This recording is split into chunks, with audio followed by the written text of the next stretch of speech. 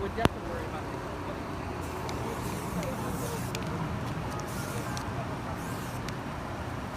Day 8. There you go. Bang. We got a good reminder today that falling behind on schedule isn't the worst thing that could happen. Having someone get hurt is. We woke up to more rain, and since I hadn't had a chance to glide yesterday, we decided today would be my day to get wet and I could take the first shift on the second. Day 8, 5, and 3. Baby. Okay.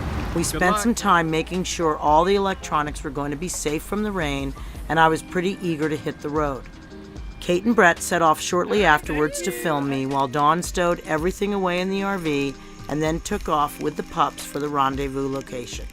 I initially somehow found myself on Interstate 80, which was not where I had wanted to be. Kate and Brett came to the rescue and picked me up and returned me to the spot where I had veered off track. Even though there was a storm a-brewing, I was having a great glide down some country roads in Pennsylvania. Yeah, exactly. So it's like every once in a while, hand in my ass all the time. Those are some good options. Yeah. No me gusta, hand in my ass. See, there's a diner I could have some soup in. There we go. I get I-80. Dawn gets adorable little Laytonville. Everything seemed to be fine. I didn't feel any nervousness at the different road service, even with the rain coming down. Take 2. But the next thing I knew, the Segway and I were down hard. Ow, ow, ow, ow, ow, ow, ow. Ow, ow, ow, oh, oh, I'm fucking everything up.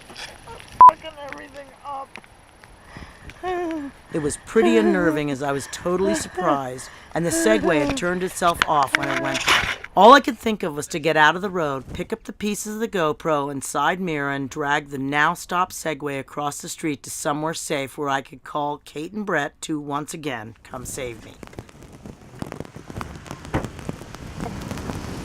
I fell on that bridge. Are you okay though?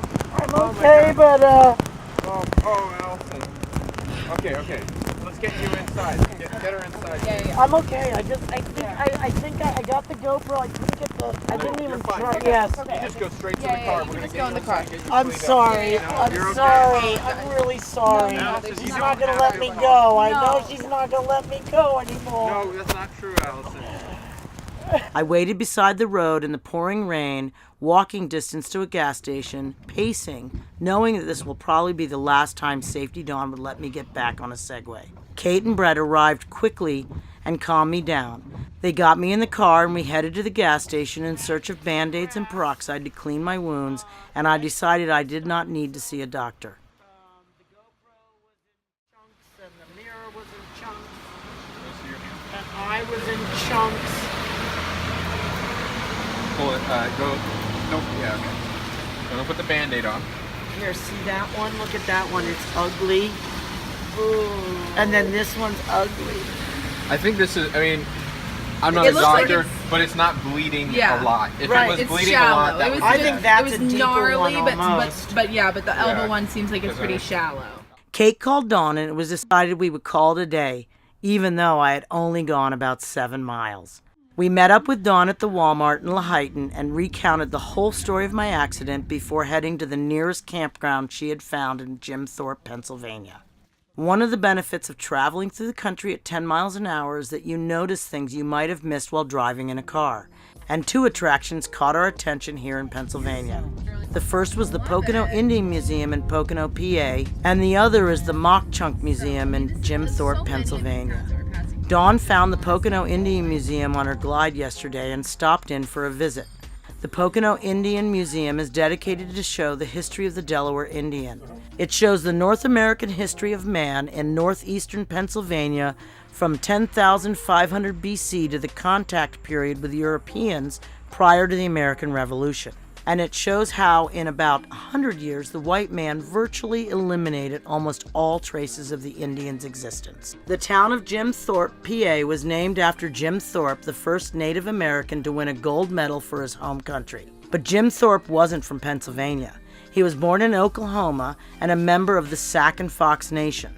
The town was named after him after he died in 1953, and the state of Oklahoma refused to erect a monument to him.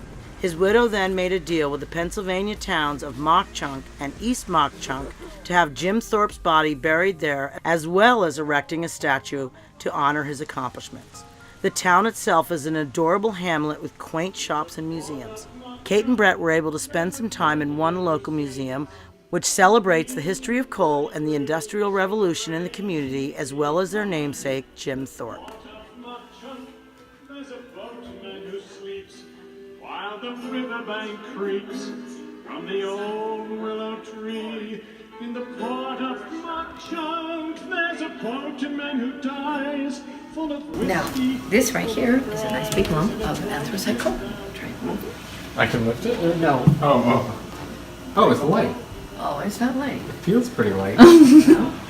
No, it's a little heavy. It's lighter than I expected. This is just a small one. This is anthracite coal. Anthracite? Okay. Now, there's After I bitumen. refueled with some Bitumen. Chinese food, Kate and Brett wanted to do some filming of Dawn segueing around the Jim Thorpe Memorial.